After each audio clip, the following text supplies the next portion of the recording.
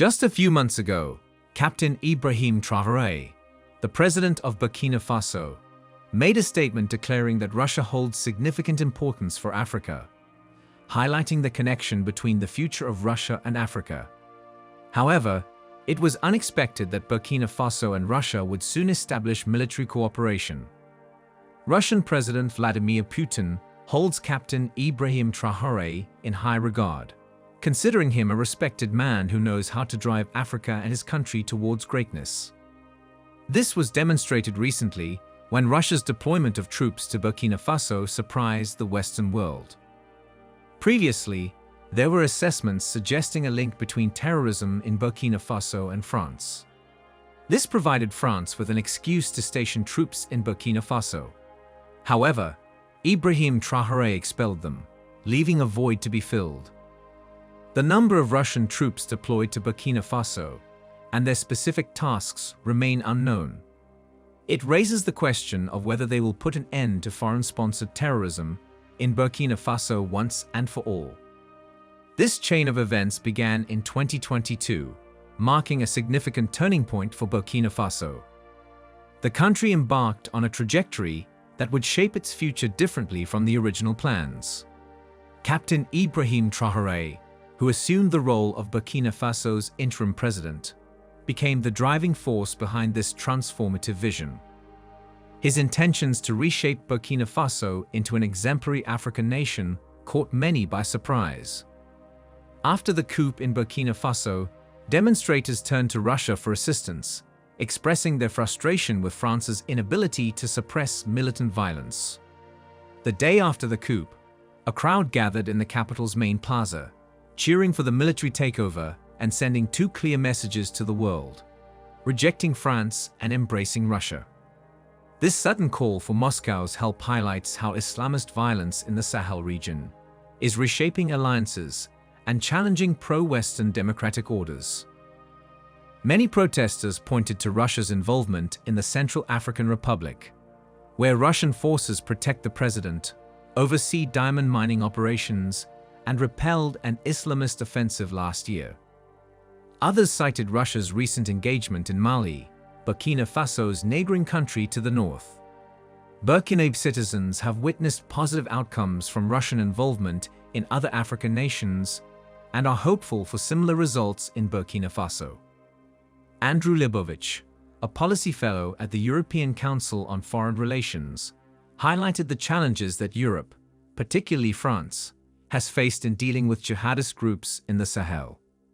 These challenges have created an opportunity for Russia to enhance its security cooperation, particularly in Mali. Russia's engagement in Africa typically focuses on countries with abundant resources that require urgent military assistance, where Western influence is diminishing or absent. According to Western experts, Russian support often comes in the form of military advisors, weaponry, or mercenaries, funded through cash payments or mining concessions for valuable resources like gold and diamonds.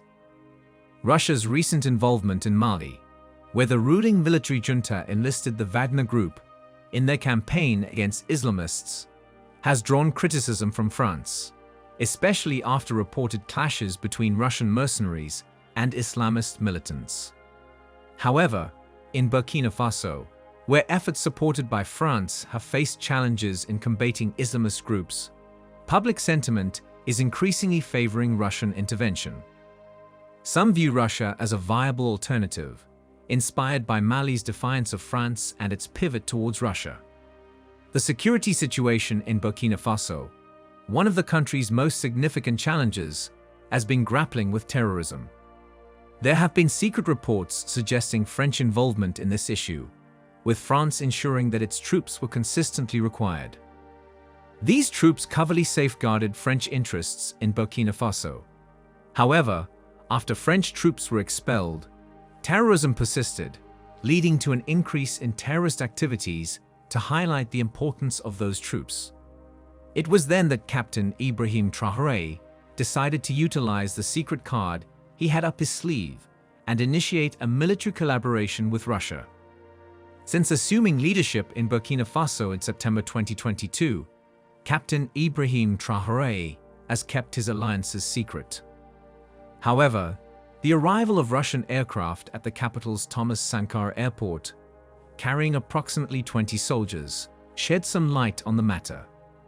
9 months after the conclusion of French operations, Ibrahim Traore's junta forged a new partnership with Vladimir Putin's Russia.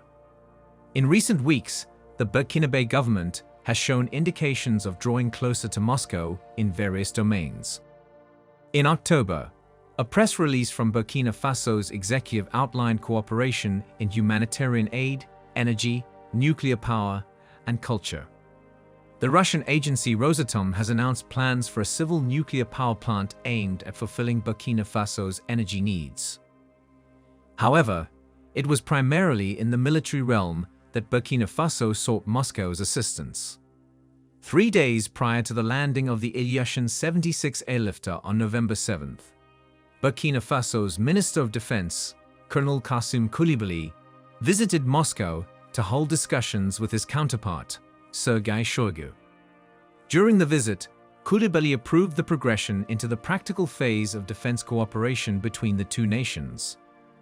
This transition followed a theoretical phase that took place several weeks earlier, when President Traore received a Russian delegation led by Deputy Defense Minister Yunus Yevtorov in September.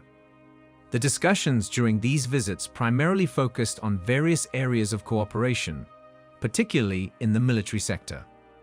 This included the training of Burkinabe soldiers and officers at all levels, with a particular emphasis on pilot training in Russia. President Ibrahim Traore addressed a plenary session of the Russia-Africa Summit, highlighting Russia's significant sacrifices in liberating Europe and the world from the grip of Marxism. He emphasized the common history shared by Russia and Africa, acknowledging the historical importance of Africa and Russia's contributions to the fight against Nazism, which are often underestimated or ignored. During his speech, Traore expressed optimism about establishing a fair world order and strengthening bilateral relations between Russia and Burkina Faso. He emphasized shared perspectives and aspirations, foreseeing opportunities for a brighter future. This signaled the commitment of both countries to a shared future. Following the summit, a Russian delegation engaged in discussions with Burkina Faso's interim president, Ibrahim Traore, encompassing talks on potential military collaboration as outlined by the Burkina Faso presidency. The visit, led by Russian Deputy Defense Minister Yunus Yevtorov, served as a follow-up to discussions between Traore and Russian President Vladimir Putin at the Russia-Africa Summit. Burkina Faso's growing ties with Moscow have attracted attention since the expulsion of French troops in February, leading to speculation that the country may deepen its security relations with Russia, similar to neighboring Mali, where Russian Wagner mercenaries were active.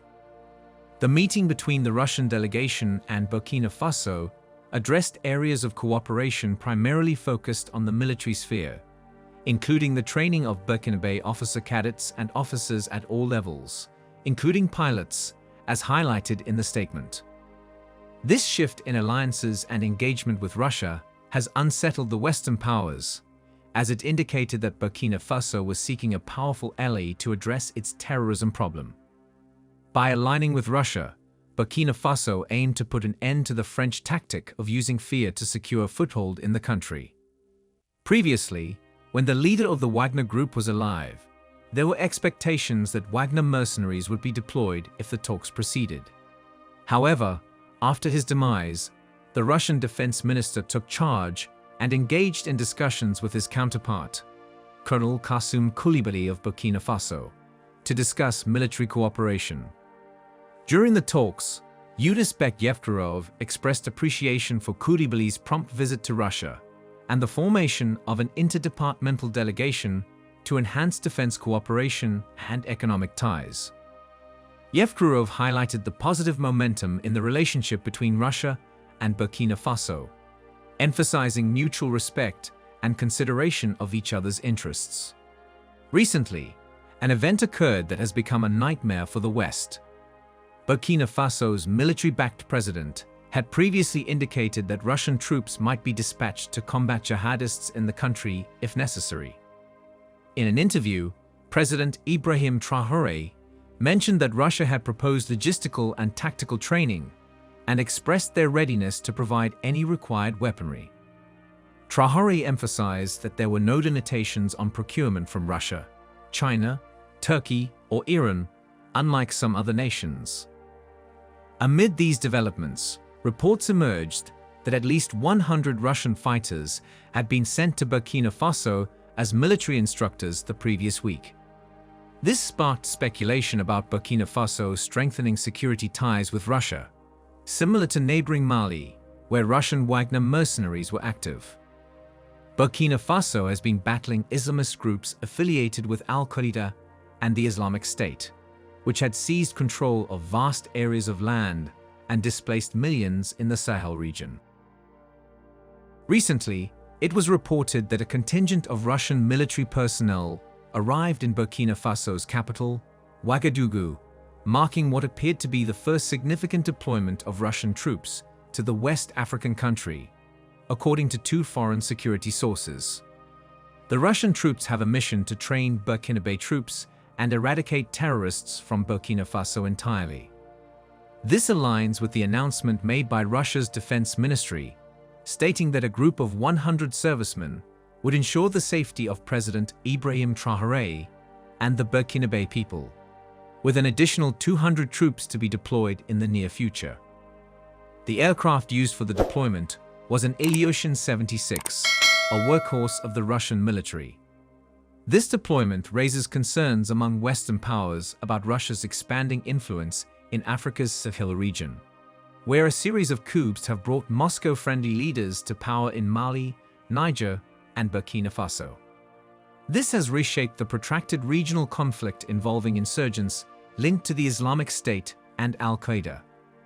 Further collaboration could be on the horizon as military leaders from Niger and neighboring Chad made separate official visits to Moscow in January. The nature of the troops coming to Burkina Faso, whether they are Russian troops or private military companies, is yet to be clarified. These recent developments have sparked jealousy in the West, which views Russia's military actions in Africa with suspicion, especially after the disbandment of the Wagner Group, a private military company unofficially serving Russian interests in Africa. Russian President Vladimir Putin has launched a new initiative called the Africa Corps, and the official deployment of troops to Burkina Faso signifies the strengthening ties between the country and Putin's administration. Despite the ongoing conflict in Ukraine, Moscow has chosen to aid Burkina Faso's military junta by dispatching 100 military personnel to Ouagadougou. According to a Telegram post, these soldiers have been assigned the task of safeguarding junta leader Ibrahim Traore and the general population from terrorist threats. It has become apparent that upon the arrival of members of the Russian Africa Corps in the capital, they will effectively replace the disbanded Wagner Group. Unlike Wagner, this new unit will operate under the direct command of Russia's defense ministry. Furthermore, another 200 soldiers are scheduled to be sent to the region soon. The arrival of Russian soldiers has received praise from supporters of the junta in Ouagadougou. Nestor Pudace, a junta-affiliated leader, voiced his approval, stating that the soldiers were there to train Burkinabe forces in handling the weapons procured by the state. Even individuals with no allegiance to the junta or those opposed to the military regime may find solace in the presence of Russian troops. Putin's decision to deploy Africa Corps soldiers to the Sahel region underscores Russia's increasing influence on the continent, particularly in West Africa. According to a Russian historian, the Africa Corps is intended for deployment in 5 African countries: Burkina Faso, Libya, the Central African Republic, Mali, and Niger. Prior to the establishment of the Africa Corps, Wagner mercenaries were engaged in combating Islamist terror in the region and providing security for local leaders. The deployment of Russian troops in Burkina Faso began with the arrival of the initial batch of 100 soldiers in the country. As announced by the Africa Corps, the newly established Russian military unit taking over from the paramilitary group Wagner. How is the West responding to this? There is a sense of burning jealousy, as it is being said that the Kremlin wastes no time in its efforts to restructure Africa. In other words, Russia is being portrayed as a clever country seeking to increase its influence in Africa. However, it remains to be seen how the West would characterize the decades-long presence of Western troops in African countries, which may not have yielded concrete outcomes. The West often portrays Putin as an untrustworthy figure. When Yevgeny Prigozhin, the leader of Wagner, rebelled against the Russian military and directed his mercenaries towards Moscow in June 2023, he clearly crossed a boundary with Putin. Just 8 weeks later, he was presumed dead in a plane crash. By late November, the name Afrika Korps appeared for the first time, as reported by the French newspaper Le Monde. According to sources, some members of the unit are believed to be former Wagner mercenaries, while others are being recruited from the countries where they will be deployed. Putin's actions in Africa are seen as primarily focused on safeguarding regimes rather than solely combating jihadists, according to French military analyst General Dominique Trinquant. However, in reality, Russia provides an alternative to France for African nations. Since the coup in September 2022, the junta in Burkina Faso has distanced itself from its former ally, France. Despite France's historical ties as the former colonial ruler, which maintained close relations after Burkina Faso gained independence in 1960, the junta expelled French troops and strengthened its ties with Russia.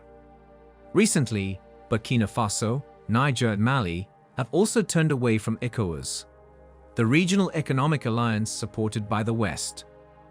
However, this shift is not solely driven by economic convenience. The partnership between Russia and West African nations may offer significant political advantages for Putin, potentially influencing votes in the UN General Assembly and Security Council. Analysts suggest that the support of Sahel countries for Russia could encourage other African nations to follow suit, thereby increasing Putin's influence beyond the region.